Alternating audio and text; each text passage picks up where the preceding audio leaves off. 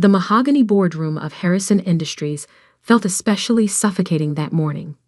20 pairs of eyes watched as I arranged papers and water glasses, the same routine I'd performed for 5 years. Ever since Uncle Richard declared that starting from the bottom was the only way to learn the family business. If only he knew that while I played secretary by day, I was secretly running Global Dynamics, the fastest-growing tech consulting firm in Asia, by night. "Sarah, coffee for the board members," Uncle Richard barked, adjusting his Rolex with that familiar smug expression.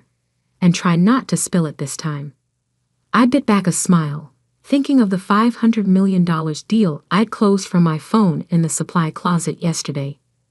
"Right away, Uncle Richard." The quarterly shareholders' meeting was particularly tense today. Harrison Industries, a century-old manufacturing company, was losing ground to more innovative competitors. Uncle Richard's leadership style, stuck somewhere between 1950s autocracy and 1980s excess, wasn't exactly helping.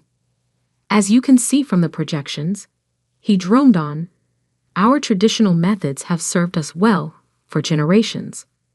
We don't need to chase every new technological trend."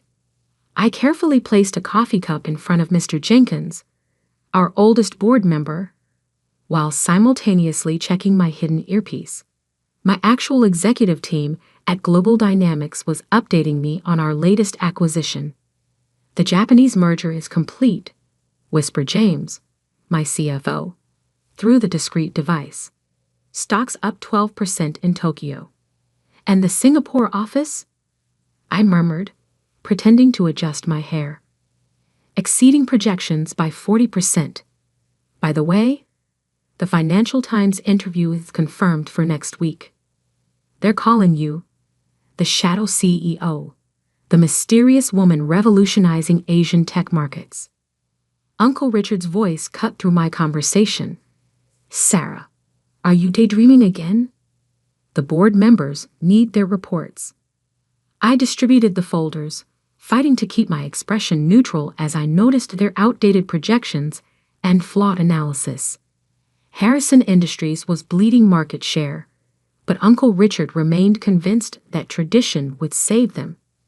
"Now," he continued, "about this ridiculous suggestion to digitize our operations."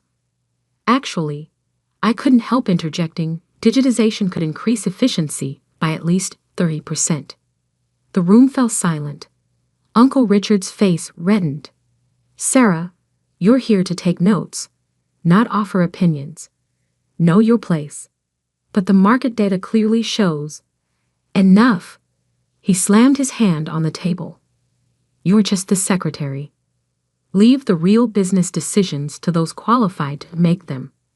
Just then, the boardroom doors burst open. Mr. Tanaka, CEO of Asia's largest tech conglomerate and Harrison Industries' most important potential client, strode in with his entourage. "Sarah," he exclaimed warmly, "there's my brilliant CEO. I just flew in to finalize our partnership personally." The room froze. Uncle Richard's coffee cup clattered against his saucer.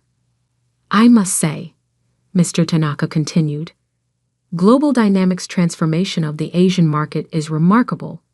Your vision for integrating AI with traditional manufacturing is revolutionary."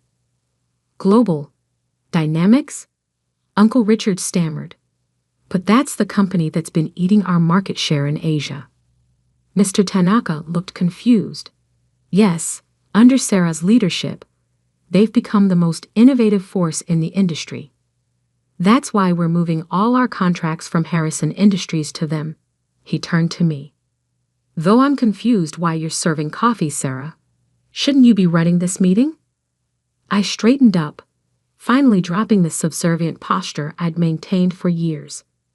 "Actually, Mr. Tanaka, I was just about to make an announcement." From my secretary's notebook, I pulled out a stack of documents and handed them to the board's legal counsel. "As of this morning, Global Dynamics owns 51% of Harrison Industries shares. I've spent the last 5 years quietly buying them through various shell companies. Uncle Richard's face went from red to white. That's impossible. You're just a secretary? I smiled, pulling up Global Dynamics' latest market data on the boardroom screen with my phone. While you were teaching me to know my place, I built a company worth 10 times what Harrison Industries is worth today. The board members were frantically Googling on their phones, expressions shifting from shock to awe as they discovered who I really was. The shadow CEO, Mr. Jenkins whispered. It was you all along. Sarah Harrison, Mr. Tanaka announced proudly. The woman who transformed Asian manufacturing while her own family underestimated her. Rather ironic, isn't it? I took my uncle's seat at the head of the table, enjoying the way he stumbled back in shock. Now, about that digitization plan. My phone buzzed. Global Dynamics stock had just jumped another 15% on news of the acquisition. Uncle Richard's precious Rolex suddenly looked very outdated compared to my quantum-powered smartwatch that controlled operations across 3 continents.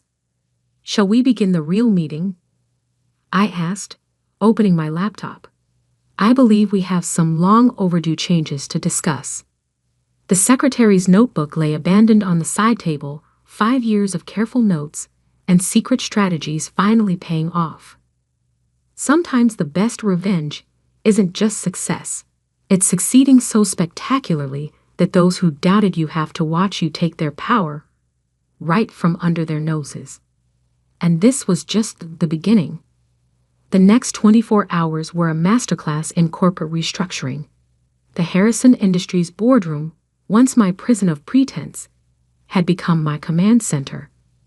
Screens displayed real-time data from Global Dynamics operations worldwide, while my actual executive team coordinated the merger via holographic conference. The Asian markets are ecstatic, James reported, his hologram gesturing to the latest figures. Harrison Industries stock jumped 40% just on the announcement of our takeover. They're calling it the Secretary's coup on CNBC. I smiled, remembering Uncle Richard's face when security had escorted him from his office, my office now. And the family? In complete meltdown. Your Aunt Patricia has called every society columnist in town, trying to explain why she never mentioned her entrepreneurial niece before. Your cousins have suddenly updated their LinkedIn profiles to highlight their connection to you. And Uncle Richard. James grinned. He's been sitting in his country club for 6 hours, drinking scotch, and telling anyone who'll listen that he taught you everything you know. How generous of him, I replied, watching our merger announcement dominate every financial news channel. Though I don't recall how to secretly build a multi-billion-dollar empire being part of his mentorship program. My phone lit up with my mother's face, the 20th call since yesterday's revelation. This time, I answered. The family emergency meeting is in chaos, she blurted. Grandmother keeps showing everyone that Forbes article about the shadow CEO and asking why nobody noticed her granddaughter was running Asia's fastest-growing company. Perhaps they were too busy telling me how to properly arrange the coffee cups, I said, signing off on another billion-dollar acquisition. And your father? God, Sarah. He's simultaneously proud and mortified.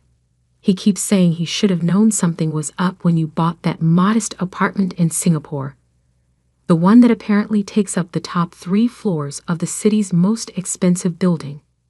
I glanced at the latest property reports from my real estate division. He might want to avoid reading tomorrow's Wall Street Journal. Then, they're doing a feature on my global real estate portfolio. How bad? Let's just say that modest apartment was the least of my acquisitions. The Harrison family compound? I bought it last month through a shell company. I own the ground they're standing on while having their emergency meeting. Silence on the line. Then, Sarah, that's good business, I suggested. I learned from the best after all. Uncle Richard always said to acquire assets strategically. After hanging up, I turned to my actual assistant, not a secret CEO playing pretend, but a Harvard MBA who'd chosen to work for me over every major tech company. How's Operation Legacy proceeding? She pulled up encrypted files on her quantum tablet. We now control 73% of Harrison Industries subsidiaries through various holdings. The remaining 27% will be ours by market open tomorrow. Make it today, I instructed, straightening my actual wardrobe. A hand-tailored channel suit that cost more than Uncle Richard's annual bonus. Time to accelerate the timeline. The afternoon brought a parade of revelations. My modest office. A 3-story penthouse command center with AI-powered everything. Welcomed a stream of shocked family members. Each arrival was a carefully choreographed demonstration of power. Aunt Patricia nearly fainted when she saw her prized charity organization's building on my acquisition list. Cousin Michael turned pale when he realized the startup that had rejected his job application last month was one of my subsidiaries.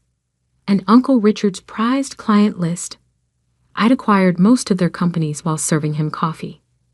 Then came the call I'd been waiting for. Grandmother. My dear. Her voice carried its usual steel. The family seems to think you've orchestrated quite the coup. Not a coup, grandmother. Just good business. Indeed. A pause. Your grandfather would have loved this. He always said the quiet ones were the most dangerous. I smiled, remembering the old man who taught me chess while everyone else taught me filing systems. He left me his first dollar, you know. Said sometimes the best moves are the ones nobody sees coming. The family meeting continues tomorrow. Will you attend? Of course. It's being held on my property, after all. Another pause. Then, well played, my dear. Very well played indeed. The sun was setting over the city as I reviewed the final details of our global restructuring. On my screens, global dynamics innovations were transforming industries across continents. The technology Uncle Richard had called unnecessary was revolutionizing everything from manufacturing to artificial intelligence. James appeared with fresh intelligence. Your cousins have sent a combined total of 42 job applications to our HR department. Your aunt is telling everyone she always knew you were special. And Uncle Richard? He's just discovered that his favorite whiskey distillery is now owned by your beverage division. I adjusted my quantum-powered watch, worth more than their combined net worth. Schedule a family dinner for next week. My treat. The country club they could never get a membership to. No, the one I bought this morning. And James? Make sure the private dining room displays our latest technology. It's time they understood exactly what they've been dismissing as secretarial work. My phone buzzed with updates. Our AI division had achieved another breakthrough. Our quantum computing platform had solved another impossible problem. And our market cap had just exceeded the GDP of several small nations. One more thing. I called as James headed out. That list of companies that rejected Harrison Industries partnership offers over the years. Yes. Buy them. All of them. Then put Uncle Richard's old office furniture in their lobbies. Let's call it a design installation. He raised an eyebrow. That's 34 companies across 4 continents. 35, actually. I just added Uncle Richard's golf club to the list. I turned back to the city view, watching lights flicker on across the empire I'd built while they thought I was filing papers. Sometimes the best lessons about knowing your place come from someone changing the entire playing field.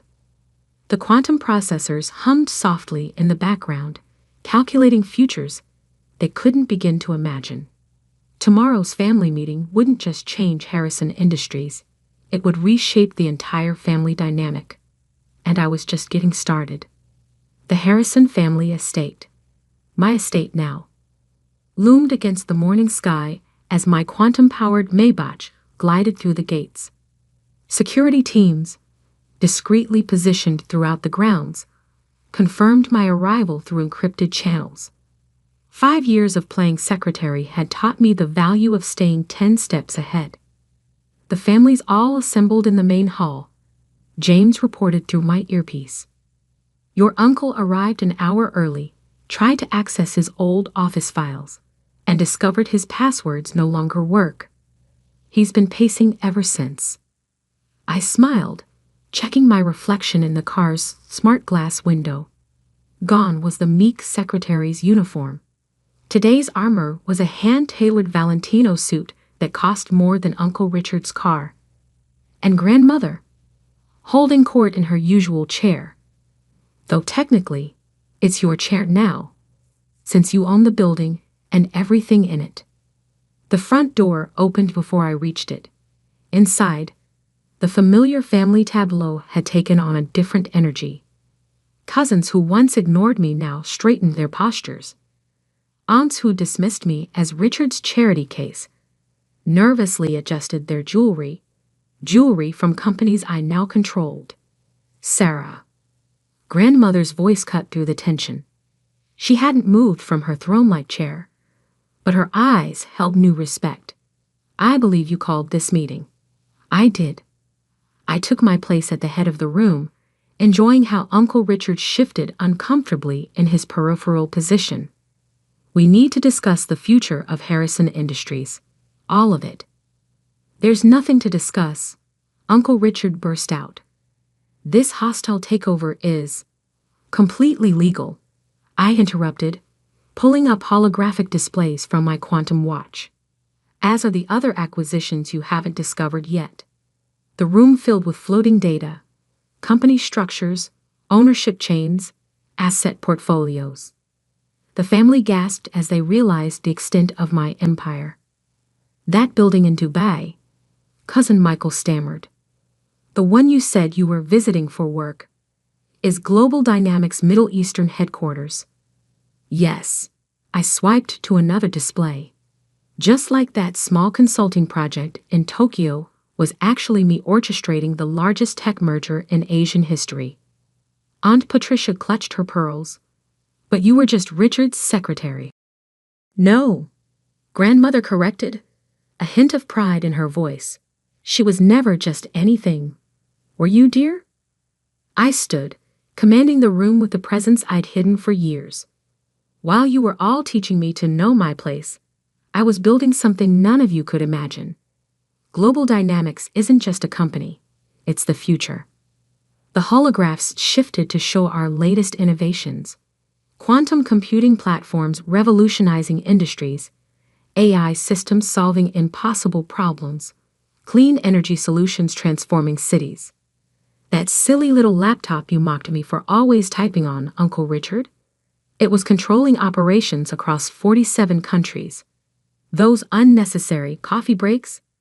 I was closing billion-dollar deals from the supply closet. My phone buzzed. Another acquisition complete. I added it to the display with a casual gesture. Oh, and I just bought your favorite golf club. The one that blackballed me last year when I applied for membership? I'm turning it into a quantum research facility. The room erupted in chaos. Cousins frantically checked their phones, discovering their trust funds were now invested in my companies. Aunts realized that their social clubs were operating in buildings I owned. Uncle Richard slumped in his chair, his Rolex looking particularly obsolete next to my quantum tech. But why? My mother finally asked. Why pretend for so long? Because you all taught me the most valuable lesson in business. Underestimation is power.